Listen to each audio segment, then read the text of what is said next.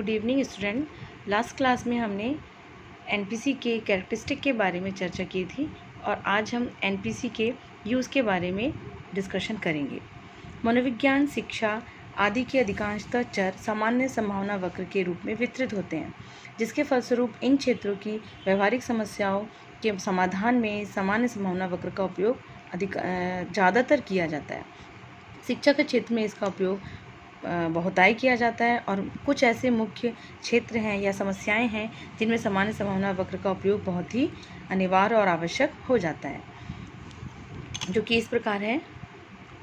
इसका प्रयोग हम व्यवहार संबंधी अनुसंधानों में किया जाता है या हम कर सकते हैं। जितने भी बिहेवियरिस्टिक रिसर्च होते हैं उनमें हम एनपीसी का प्रयोग करते हैं।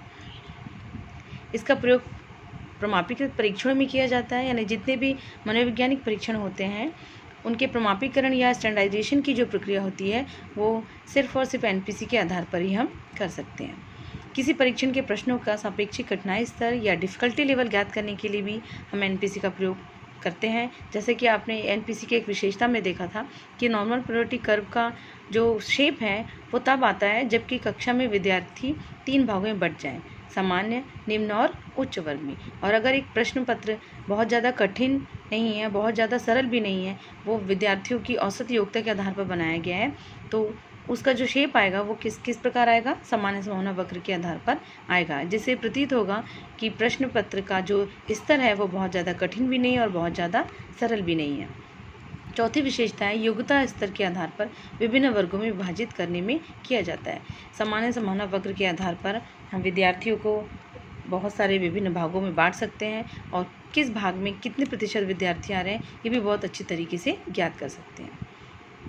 किसी प्राप्तांक से कम या अधिक प्राप्तांकों की गणना में इसका प्रयोग किया जाता है। सामान्य संभावना वक्र का में जब किसी भी विद्यार्थी के प्राप्तांकों के अधिक या कम होने की जानकारी हमको प्राप्त करनी होती है, या कितना प्रतिशत या कितने प्रतिशत क्षेत्रफल के अंतर्गत विद्यार्थी उसमें शामिल हो रहे हैं, इसकी गणना के लिए भी मुख्यतः हम सामान्य संभावना वक्र का उपयोग करते हैं। आइए देखेंगे इसकी गणना हम किस प्रकार करते हैं। सामान्य संभावना वक्र का गणना में उपयोग। प्रथम प्रकार के जो प्रश्न होते हैं जिसमें प्राप्तांक या सीमांक दिए होते हैं, यानी इसमें हमको स्कोर दिए रहते हैं और हमें इसमें प्रतिशत या क्षेत्रफल ज्ञात करना पड़ता है कि इस अंक के अंतर्गत या इससे ऊपर या नीचे के प्रतिशत में कितने प्रतिशत विद्यार्थी आते हैं।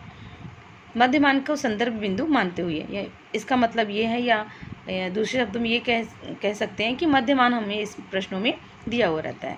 उदाहरण के लिए एक प्राप्तांक वितरण का मध्यमान 100 और प्रमाणिक विचलन 20 है। कल्पना कीजिए कि वितरण सामान्य संभावित वक्र में है।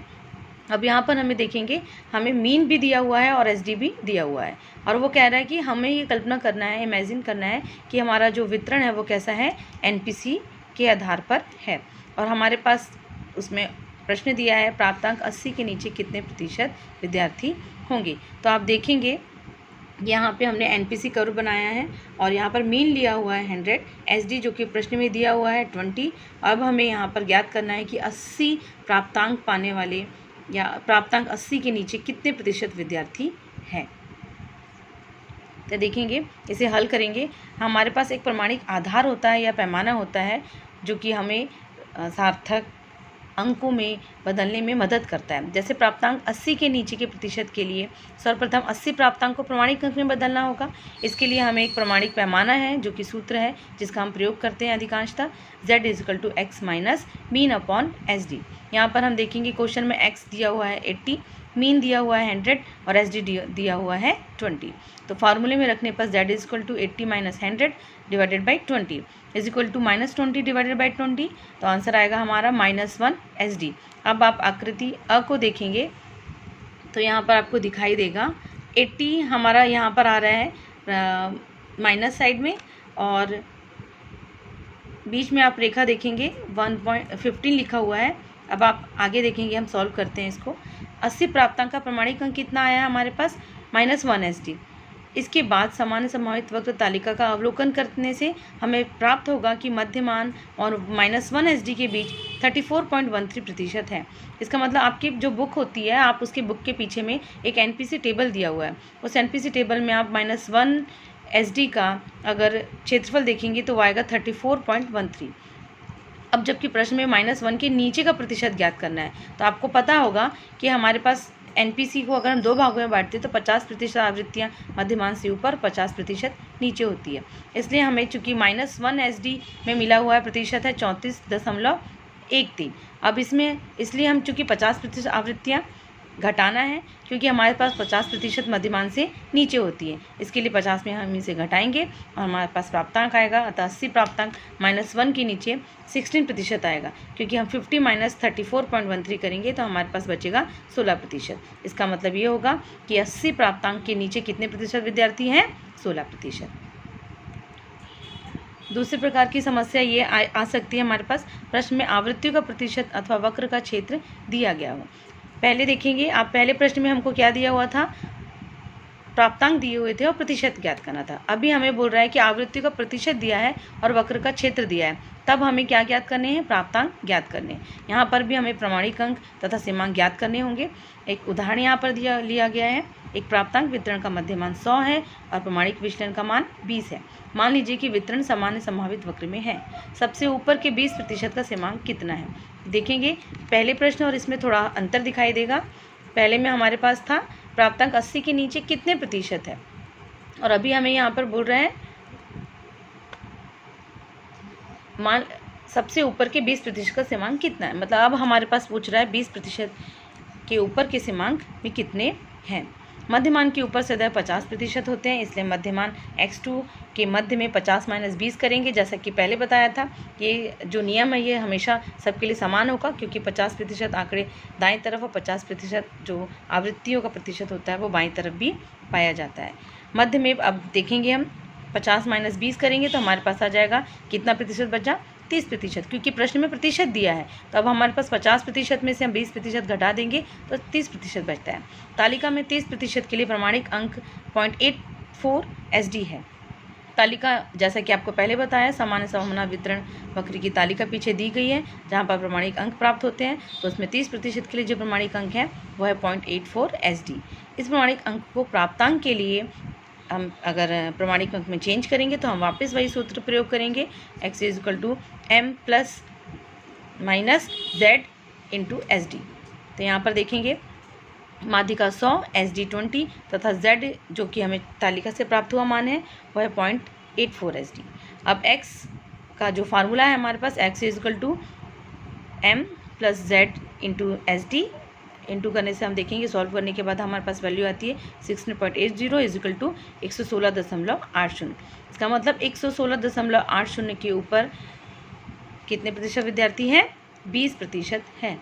यानी कि हमारे पास है ऐसे विद्यार्थी जो 20%, सबसे ऊपर के 20% का सीमांक कितना प्राप्त हो जाएगा? हमारे पास 116.80। अब देखेंगे सामान्य वक्रों का समूह की तुलना में प्रयोग। कभी कभी 2 समूह रहते हैं, उनकी तुलना में भी हम सामान्य वक्र का प्रयोग करते हैं। उदाहरण के लिए एक निष्पत्ति या उपलब्धि परीक्षण पर कक्षा 7 का मध्यमान 28.00 और प्रमाणिक विचलन 4.80 है, और कक्षा 8 का मध्यमान 31.60 एवं प्रमाणिक विचलन 4 है। कितने प्रतिशत छात्र कक्षा 7 की कक्षा 8 के मध्यमान से ऊपर है? यहाँ पर देखेंगे कक्षा 7 का हमें मध्यमान दे दिया है, SD दे दिया है, और वैसे ही कक्षा 8 का भी हमें मध्यमान और SD दे दिया है। और पूछ रहा है कि कितने प्रतिशत छात्र कक्षा 7 के कक्षा 8 के मध्यमान से ऊपर होंगे और कितने प्रतिशत छात्र कक्षा 8 के कक्षा 7 के मध्यमान से नीचे होंगे। तो सर्वप्रथम दोनों आकृतियों की हम रचना करेंगे और पद्धतों को अंकित करेंगे। ये देखिए, अंकित करने पर हमारे पास मीन दिया हुआ है 28, यहाँ प्रिंट मिस्टेक है, 2800 नहीं है, वो 28 है, और SD हमको दिया हुआ कक्षा 7 के लिए 4.80। कक्षा 8 का मध्यमान हमें एक प्रश्न में दिया था, ये देखेंगे पीछे, कक्षा 8 का दिया था 31.60 और कक्षा 7 का 28 और SD कक्षा 7 का 4.80। तो यहाँ पर भी हम बस फार्मूला का प्रयोग करेंगे, z = x - मीन / SD, और फार्मूले में प्रयोग करने पर x की वो वैल्यू जब हम कक्षा 7 के लिए निकाल रहे हैं तो हम कक्षा 8 की रॉ वैल्यू या x की वैल्यू रखेंगे। मीन हमारा कक्षा 7 का होगा और SD भी कक्षा 7 का होगा। z = x - मीन / SD पे अगर जब हम वैल्यू रखेंगे तो हमारा आंसर आएगा 0.75 SD। इसको हम आकृति A में देख सकते हैं, यहाँ पे आपको दिखा प्राप्तांक 3.160 का प्रमाणिक 0.75 SD है। इसके बाद सामान्य समता वक्र तालिका में हम वैसे ही देखेंगे और अवलोकन करने पर हमें प्राप्त होगा कि 0.75 SD के बीच 27.4% विद्यार्थी आते हैं, जबकि प्रश्न में 0.75 SD के ऊपर का प्रतिशत ज्ञात करना है। इसके लिए हमें वापस 50 में से घटाना होगा, क्योंकि हमारे पास 50% आवृत्तियाँ ऊपर और 50% नीचे होती है। क्योंकि मध्यमान के ऊपर हमारे पास 50% होते हैं, इसलिए यहाँ पर 50 माइनस 27.40। अतः कक्षा 8 के मध्यमान के प्राप्तांक 0.75 SD के ऊपर का प्रतिशत हमारे पास कितने हैं? 22.60 है। इस प्रकार की समस्याओं के लिए हम सामान्य संभावना वक्र का प्रयोग करते हैं। और भी बहुत सारी गणितीय समस्याएं हैं जिनका समाधान अगर हमें करना होता है तो हमें सामान्य संभावना वक्र की सहायता लेनी होती है। कंक्लूजन इस प्रकार है। इस प्रकार स्पष्ट होता है कि सामान्य संभावना वक्र एक निरंतर वक्र है। यह एक काल्पनिक वक्र है। इसमें केंद्रीय प्रवृत्ति के माप का मूल्य, औसतांक, मध्यांक और बहुलक समान होता है। यह वक्र प्रमापीकरण के लिए अधिक उपयोगी होता है और सांख्यिकी विधियों के सैद्धांतिक वितरणों में सबसे ज़्यादा महत्वपूर्ण वितरण है। जितनी भी सांख्यिकी विधियाँ होती हैं, मनोवैज्ञानिक सिद्धांत होते हैं, मनोवैज्ञानिक समस्याएँ होती हैं और जितने भी अनुसंधान होते हैं, उसमें सबसे ज़्यादा प्रयोग किए जाने वाला महत्वपूर्ण वितरण होता है हमारा सामान्य संभावना वितरण। धन्यवाद।